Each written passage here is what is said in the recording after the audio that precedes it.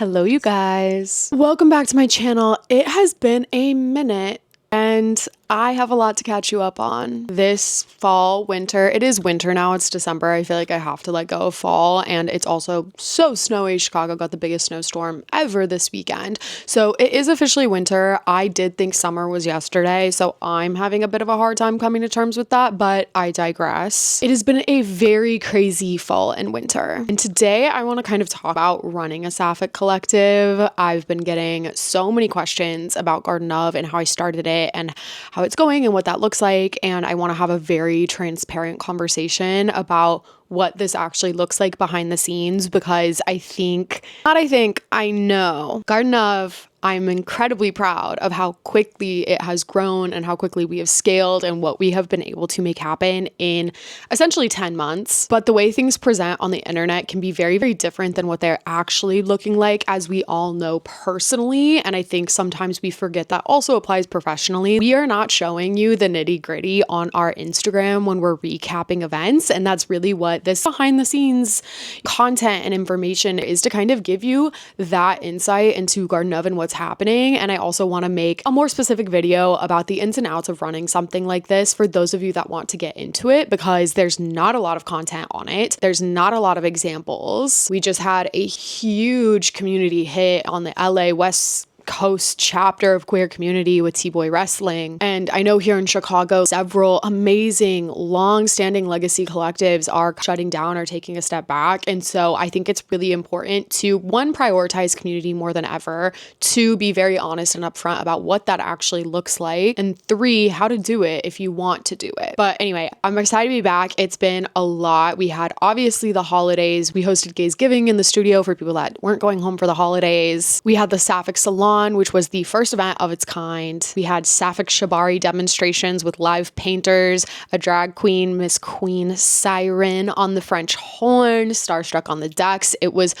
really crazy and such a labor of love, and I actually can't believe we pulled it off. But I also want you to know that I personally made $5 an hour on that event, and I think that's why we need to talk about starting a queer collective and what that actually looks like and what that means. So let's start with actually starting Garden of. Let's talk about starting a queer collective. You want to start one. You feel very passionate about the fact that you bring something to the table. We need community now more than ever, which is so true. I want to say first and foremost that this is not a job I recommend doing for the money. If you think events is your fast track into earning a really incredible wage, it is not. Is there money to be made in events? Yes. Have I paid off really an ounce of my credit card debt this year? No.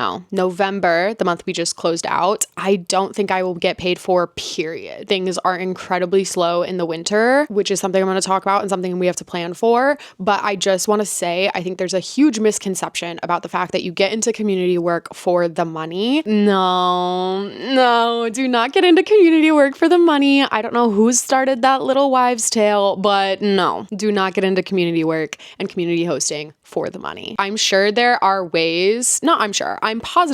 ways to make good money, but you are going to have to throw kind of a shell of an event or have really good connections in order to earn money. I think, hypothetically speaking, there is more money to be made in events if you just want to throw a party every now and again, and you can create a really beautiful community and relationship with a bar that's going to give you a good deal to book it out. You can build a big audience quickly, and your audience is someone that just wants to come party. Because the more you dive into performers and entertainment and hosts and experiences at an event, right? I say that we throw parties, but I don't think we throw parties. I think we throw events. There's a huge difference between coming to a Garden of party and just going to a random party. It's a lot more interactive. There's a lot more to engage in. And because of that, it costs a lot more money. So yes, money will come. There are going to be months that you earn money. There are going to be months that you don't earn money, but don't get into this for the money. I think of this job very similarly to how I think about being being a wedding photographer when I did that for the first half of my 20s. It is not a job to do unless you absolutely love it in your bones. Now that we've got that out of the way, I don't recommend getting into events just to throw parties. I think there are enough party collectives in probably your city or probably the world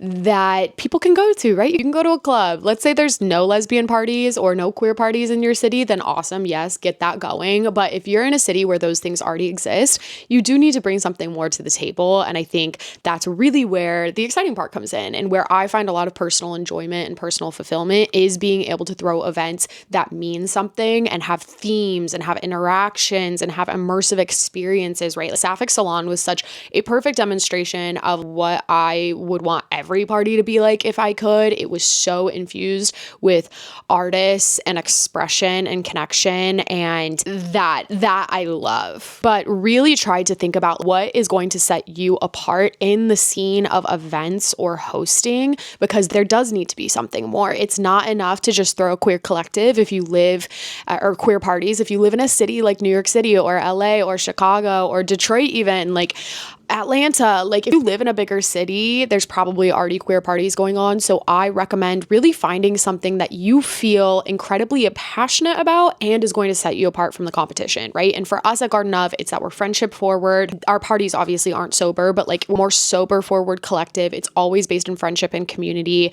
It's affordable and they're themed. They have drag shows. They're a look party. We're really encouraging of people to wear looks. I would say like 9 out of 10 parties that we throw are a look party. And so there's a lot of room for self-expression and then connection within community at our events. And that's kind of what sets us apart in terms of the scene here. If you are going to throw more than 1 or 2 parties, I would get those under your belt. And what you're going to want to prioritize first is making connections with venues and bars. We started by throwing events on Wednesdays as an ode to the Woods on Wednesdays in New York, which is like a Sapphic party in New York every single Wednesday. It's kind of iconic, a bit of a cult classic. You could say everyone knows the Woods on Wednesdays in New York. So that was my ode to the Woods on Wednesdays, which is where I really came into my queerness. And so we hosted on Wednesdays. So it was a little bit chiller of a pitch, right? We got to be like, hey, we can't afford a buyout, right? You get comfy with the fact right now that buyouts are thousands upon a lesbian bar that we inquired with was a $6,000 buyout. Like, buyouts are very, very expensive. So if you don't already have a natural personal connection with someone that owns venues or bars, you're really going to want to give them a pitch that is kind of foolproof in a sense, right? So like, especially right now in the winter, which is when we started in February and March, bars are kind of slower on weekdays, right? Like being like, hey, can I shove a bunch of lesbians in your bar on a Wednesday was a somewhat easy pitch because they were probably gonna only make a couple $1,000s in sales that night anyway, if even that. So that's how we started, really, with this idea of like, hey, can we take over your bar on a really, really statistically slow night and kind of prove to you that we can do this and we can make you money as well, because no one cares that you're queer and no one cares that you have a good party idea. Like, don't go into connections, especially in the bar scene and venue scene, thinking that people are gonna like throw you a bone. They're not. Like, you really do pitch that you're also bringing something to the table and what you envision for it long term. I think that's something that was really helpful for us when it came to pitching bars to let us host there. Was like, 1, can we take over a really slow night? And 2, we want this to be a reoccurring thing and we would like to build a long-term relationship. We're feeling really hopeful in what this could be, but really, really focus on the connections and what you also will be providing to them, because you're asking for a very big ask. Venues, I think, are some of the hardest things to secure. And then you're going to want to start building connections within nightlife itself if you have not already. If you are not someone that engages in community, you probably should not be building community events. That's something I feel really, really strongly about. Please go and engage in the community that you're wanting to serve, right? Like, do you show up to local performances? Do you go to other people's parties? Do you actually contribute to the community that you want to also foster? Because those are also going to be your friends and your coworkers and your people. That's who you're interacting with once you get into this scene. When it comes to nightlife and when it comes to the scene and when it comes to collectives, people liking what you do is paramount and really what your entire success is going to be based on. Matcha break from Fat Milk, which this is not sponsored, but I highly recommend them. I love them. I think they're amazing. Okay, now it's time to plan our event. And in order to plan an event, you cannot just be approaching people with this very generalized idea of, I want to throw a party. No. I need layout. I need expected numbers. I need theme. Bonus points if you have a mood board together. What are you bringing to the table? What is budget for performers? What is budget for DJs? Don't start pitching this concept to your partners, to your bars, to your venues, to even your performers or your DJs without having that concept kind of finalized, and then work on venue, then work on performers, then work on DJs. None of this should be public facing, right? At this point, you should not be advertising a party that has nothing planned out. You need to get all of that finalized before anything gets launched or announced on social media. And going back to my first point of like, don't get into this for the money, your first couple events need to be free. I feel very, very strongly about that. The only exception to this is if you are already very well established in like the scene and community that you're kind of fostering or going to be hosting for, right? So Seth and I, my partner and the director of Obs of Garden of, business partner, I'm like my best friend and roommate. We launched House Party this fall, and we hosted our first party, and we at this point are both pretty established in the scene. We know people know us. So, and we know how to throw a good event, right? We have Garden of under our belt. And so we did not throw our first party for free. We sold our tickets for $45. It was open bar. We sold, I think, 250 tickets in the end in less than 10 days. We were very proud of it. It was an amazing party. That we could not have done that for Garden of a year ago or like Garden of 10 months ago. That was only because we were established in the scene. So unless you already are established in what you're doing, like this isn't your first venture, it needs to be free, right? Our first several parties were free. Our first weekend party we ever threw was Dyke Summer. That was a $5 ticket. I think day of drop was maybe $15. Like when I tell you, I just barely started making money off of Garden of, and even then it's just been enough to survive. So be in a place and pace this slowly, because it is better that you do this well than burn yourself out, because you're not going to make money off of it for a minute, and that's okay because you love it, right? We talked about this. You're not doing this for the money. You're doing this because you really, really love it. So do it for free. So when we first started Garden of, right, and we're doing these free events, we ended up in a kind of like a trial period, a hosting app that had a creator fund, which is like truly how we were able to do this. And I think that, I'm assuming, is kind of where the like Eden comes from money or Garden of comes from money conversation maybe started, because like, yeah, how was I throwing events that had, you know, craft nights and like supplies driven events? Like we were spending a lot of money to put on these events. I was only able to have that money because, one, I put it on a credit card, and two, we were part of this creator fund. So we weren't getting much of a kickback. They restructured their paying system very quickly after we signed on. So we went from the possibility of earning quite a bit of money per event as a kickback to like very, very little, like a couple $100 per event. But even that was helpful. So like, say we're throwing a craft class and we got a $250 kickback, that pays for supplies, right? And so at this time and up until a couple months ago, it was just me running this collective. And so I was just able to take the hits, right? Like I was like, I can work for $2 an hour and or nothing, because it's me and I'm making that decision. I'm not asking anyone to partake in that or work for free in that regard. So we got very lucky, and I want to be very transparent about that creator program that we were a part of, because like that was a huge aspect of it. And had we not had that, I think we would have had to move a lot slower. And I also think we would have had to undertake a lot less craft nights and like supplies heavy events. We wouldn't have had the money for it. Like those kickbacks, it just went straight back into Garden of. And so that was really helpful. Then after that, right, we get our first couple events down. We have our first couple craft nights down, things like that. We just kept the momentum going. And I think that's, again, where we saw a lot of the success, is that we didn't give people time to forget about Garden of. And because we have such a friendship forward approach to our events, it gave people the opportunity to like continue to come meet those friends, right? So like, let's say you're a little bit more introverted and you came and you made some friends, but like maybe you guys didn't plan a hangout, or you guys didn't get everyone's information yet, or maybe you did and you were like, we want to meet more people. Summer's coming up, right?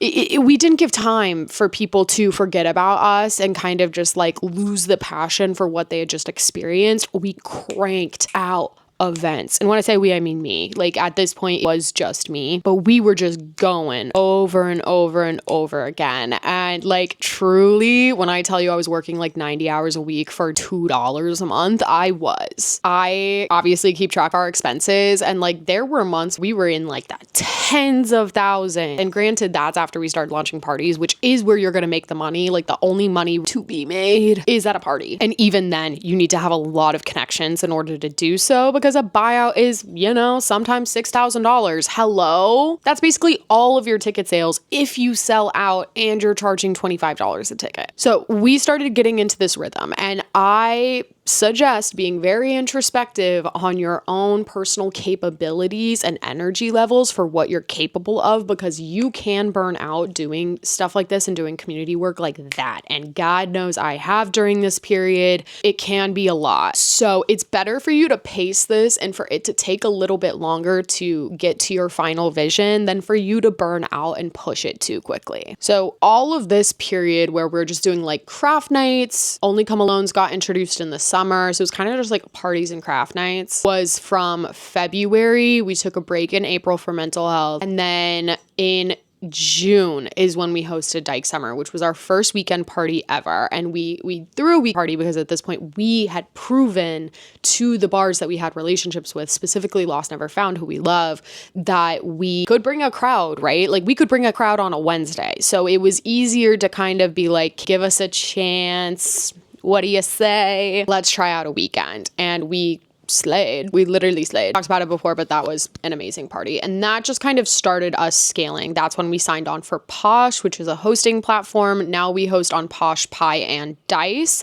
And we have kind of a strategic system for that. Posh is where we run the majority of our sales. It's where our audience really thinks to go. It's where we update all events so they know they can log on to Posh and see everything upcoming. Pi we use for our free events in case we're part of that creator program and get a small kickback. And then we just recently onboarded onto Dice. And right now we kind of think of it as just like backup marketing in a sense. Like we don't promo any of our Dice links. However, we show up on the Dice feed. So we usually see about like 10 to 20 sales on there. So it's like helpful, right? Because people only use Dice rather than Posh. So I like having multiple platforms. I do know from a user perspective, it's not the most like user friendly thing. It can be confusing, which is why it's very important to me that like always the events are going to be on Posh.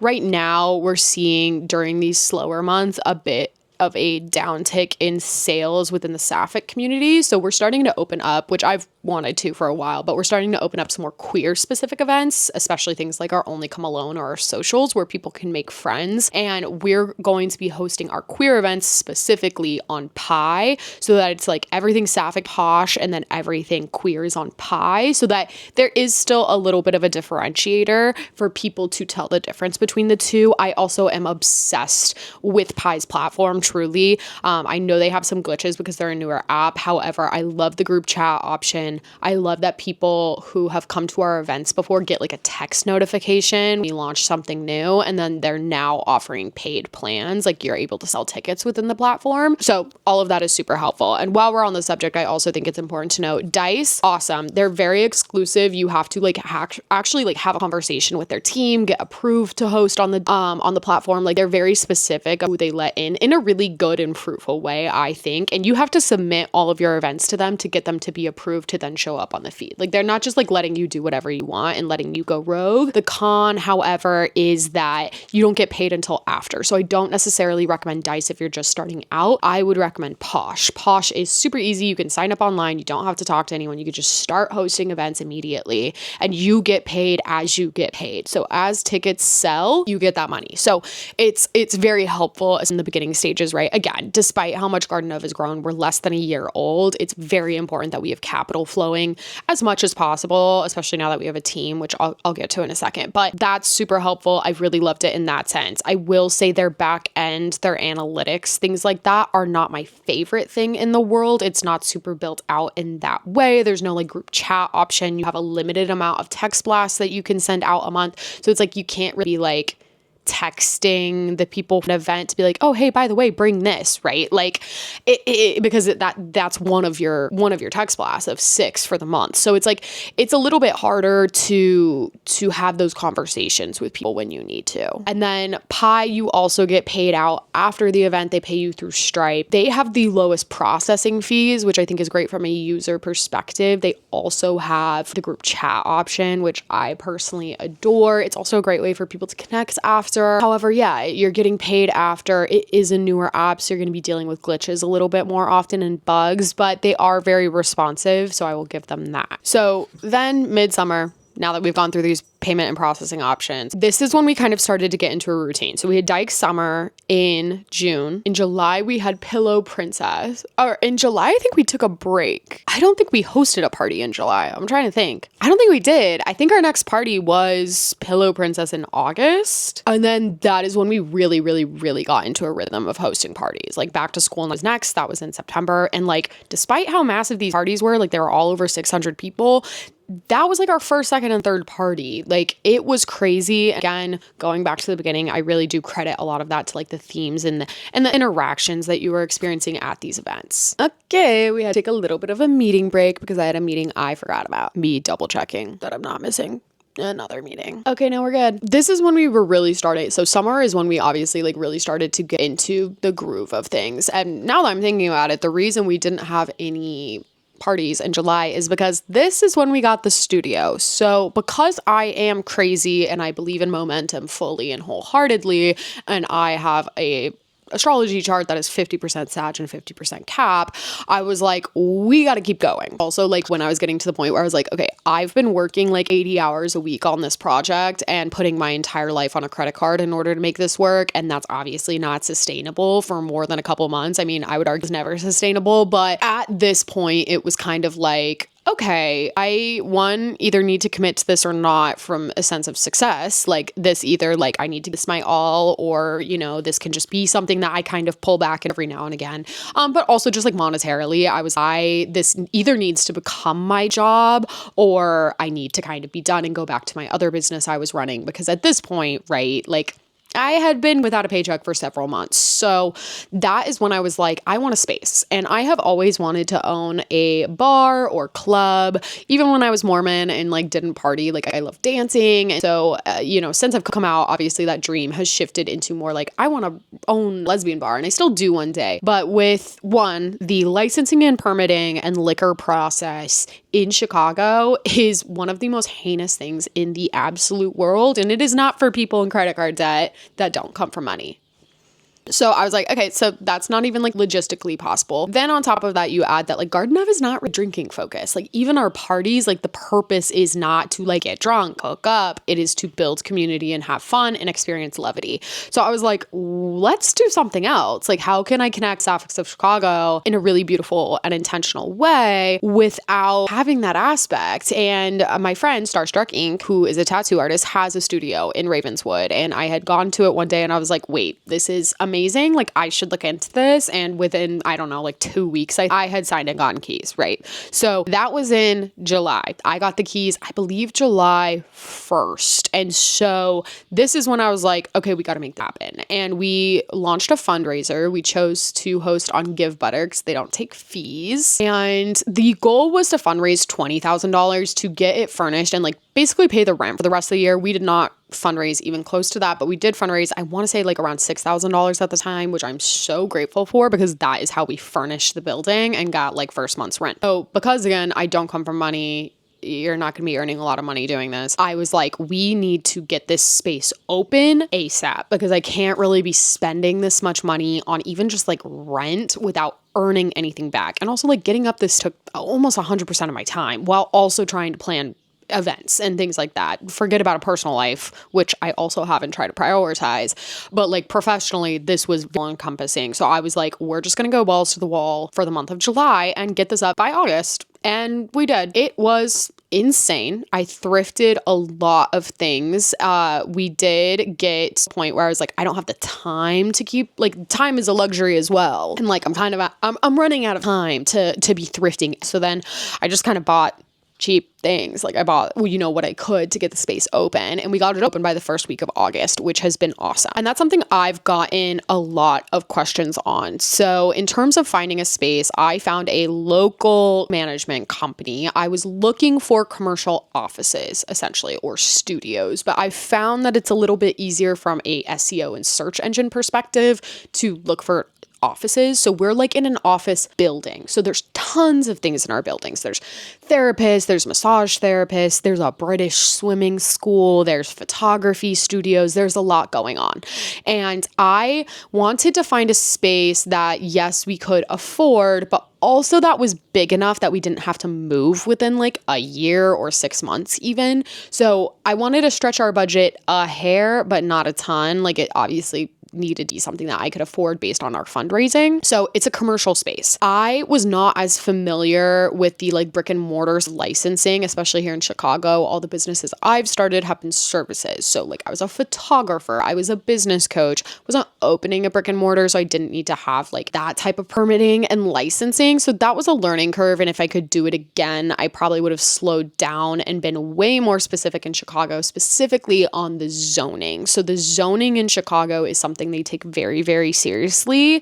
And you have to be very careful on where you are getting your studio to make sure that the zone allows for the things that you want to do. So like if I wanted to throw big rager parties at our studio, which I don't, but I can't. We are not licensed for that in the studio. So we are licensed for like our classes and our co-working studio and hours. Like that is everything that we're licensed for.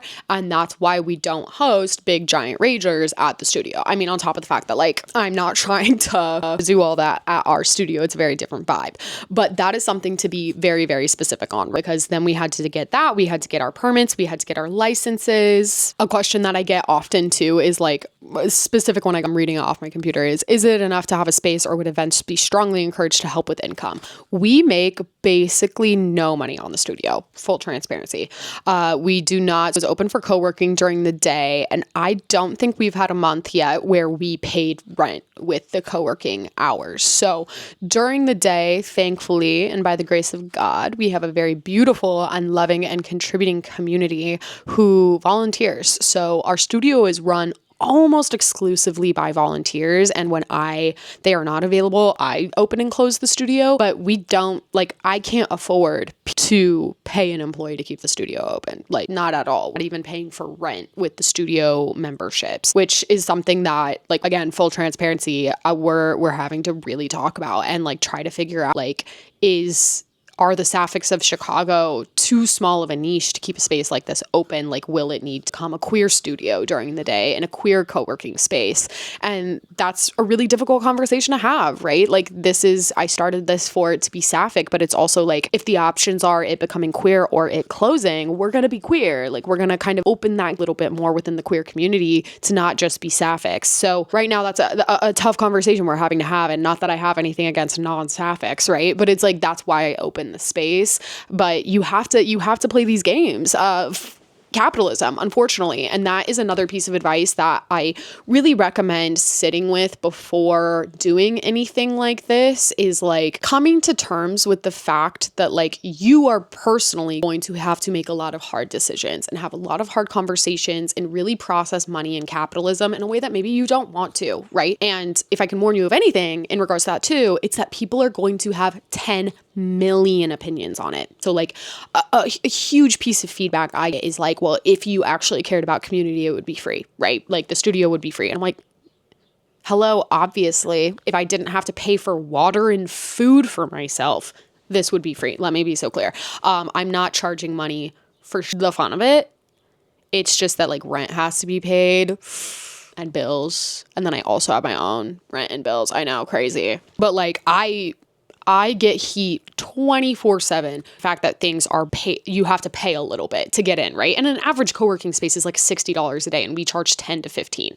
So a lot of people are going to have a lot of opinions, and a lot of people are going to have a lot of opinions that have, and this is basically a guarantee, have never run a business in their lives, right? So I had someone once messaging me stop charging an entry fee. I would rather pay for the food and drink that I get once I get into the studio. Like, it should be a cafe. We can't be a cafe. We're not in the zone for it, right? Legally, according to the city, we cannot be a cafe. There cannot be cafes in our zone. I am not licensed to sell you food and drink. I am licensed to run a co-working studio where you can find snacks and food for free, right? And so it's like, you're gonna get a lot of heat and a lot of feedback from people that don't know anything, but they're gonna talk to you like they do. And you've got to be okay with a lot of outside noise and a lot of unsolicited and unasked for feedback from people that don't know how any of this works. And so before you do this undertaking too, do you have the emotional stamina?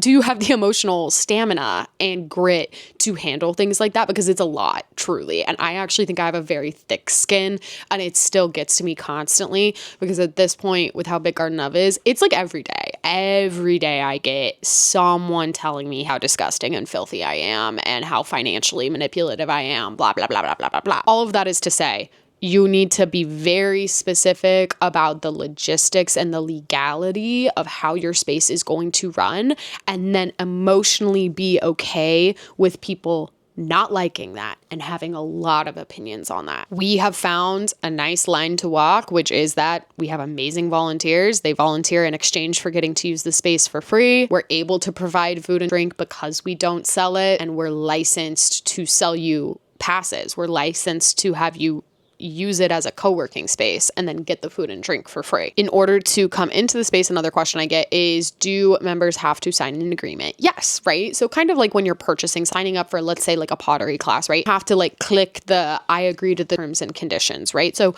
you'll see this really with anything you purchase on Garden Of. It either says like, I've read and I agree to these things, or, you know, you have to click through an initial things, but we make people read through our code of conduct and our business principles, right? Which are that it's non-refundable, this is how it works, blah, blah, blah. Have people sign an agreement. I cannot stress enough that you're going to think you can do this based on honor code for a little bit, but like, it will eventually go sour. Someone will take it too far. Someone will be very upset about something. And it's better that you are prepared ahead of time than having to figure that out with hindsight being 2020. That's how our space operates. That's how it operates right now. We also have put such a huge focus on growing and sustaining our social media so that we can now start for 2026. And like, now that we have a rhythm, you know, we have some sustainability, start pitching sponsors to sponsor things, right? Because like, we do keep the studio stocked with food and drink always. And like, have you ever grocery shopped for 100 people? It's really expensive. Shocker. So like, we want to, you know, with soda companies or snack companies, or we got super lucky and Misfit Market sent us,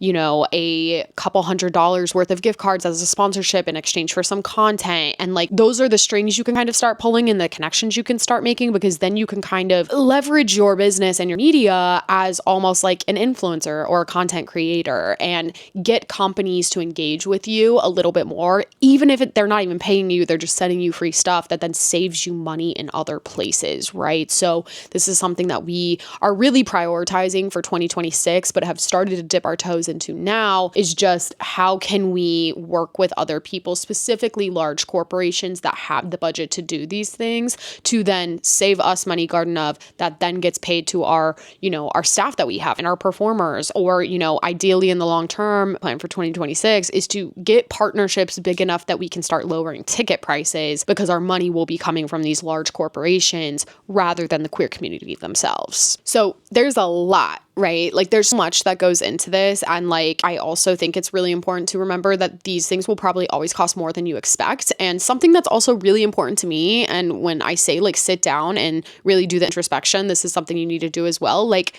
how do you want to compensate, right? Like, I come from the arts. I have been self-employed my entire 20s. And so it's incredibly important to me, as well as Seth, who now does director of ops, that like, we compensate our people and we compensate them well. Like, we pay the people, our studio assistants, I pay Seth very competitively. And when it comes to like our drag performers, like there are drag performers that we double their rate. Like we pay very, very competitively, and it is very typical that we're paying double what people normally charge, if not over double. And that is because I believe in these people, and I believe in compensating people very well.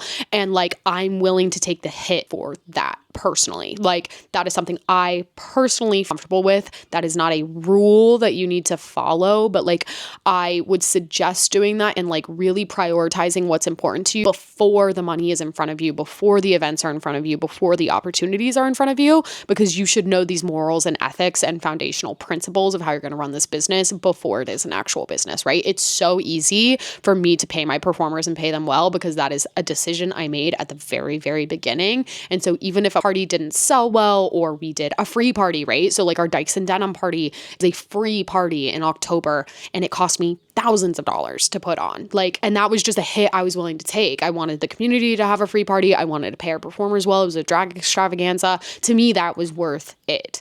And it might not be worth it to you. It may be worth even more to you, right? That's a personal decision that you get to make, but something that is so important that you really process is like what you want this to look like and how you want to not only make your attendees feel when they're engaging in your community, but the back end as well, right? Your entertainment, your vendors, how do you want to compensate them? What does that look like, right? There's a lot that's going to go into that. And that's kind of just like the first questions. I think the last question I have here on our little sheet is there an liability with minors? You only allow 18 plus, which we actually only do 21 plus unless specifically clarified. Just because like I like that age range. I feel comfortable with that, especially where we do events at bars. Like I didn't want to deal with some people coming to some of things and then feeling excluded to others because they're 19, not 21. And the question is, are there certain liabilities with minors? And the answer is yes. I don't know what they are, nor am I a lawyer. So I highly recommend meeting with a lawyer, talking to someone, not ChatGPT, talk with a professional, but like do some serious research on, because that is something to take very, very seriously. And the only experience I really have with that is like photography. And even when I photograph minors, like let's say I was photographing a senior portrait session or something, their parents have to sign for that. Like there's very different rules to minors. So like I'm never going to touch that. If you do touch that, I would really work with a professional on that. Okay, that's everything. And I know I really hope that this didn't come across negative, because it's not, right? It's like, I don't know if you guys have watched Shark Tale, but you know, when the little shrimp is like, oh, the little joy I see on that guy's face makes it worth it in the end. That's what it feels like. Like I will be putting on an event about to cry and have a mental breakdown because I like have worked myself to the bone to put it on, or like I had to put on a class the other night, and class started right after I realized I earned like $2 an hour by the end of like the Sapphic salon, and that's upsetting, right? Like it is dejecting to, dang, I did 1,000 hours of work at $2 an hour. That doesn't even pay for my rent. Perfect. But it's like, then people come in, and I see them smile at the events, and then I'm crying happy tears. I'm so happy, and it's so worth it to me. And like, that's just my personality. Like it's worth it to me. And like, I think that's so important. Like why I started this video in the way that I did, that like, you have to be so in this. Like you need to love this your whole soul, because it is a very difficult job and you will not be compensated monetarily, very likely. There is really money only to be made in events when you charge over $30 a ticket, and I don't. So definitely planning out a lot of things in 2026 that like we can break into, or literally even I'm like to Seth, I'm like, do we host a couple events for straight people who have corporate jobs and have money to throw around 24/7? Because we do throw a really bomb party.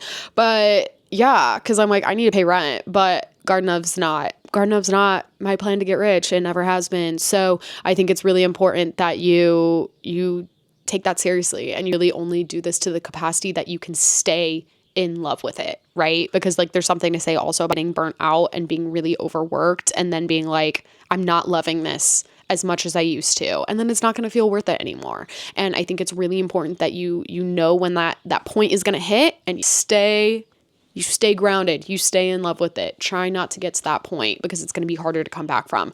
And it's just so important that you're really intentional, knowing how things work, what the back end of them is like, because I do love it. It's so worth it to me, but I get that that might not be the case for everyone, right? And I think that's why videos like this are important, and I hope it was helpful.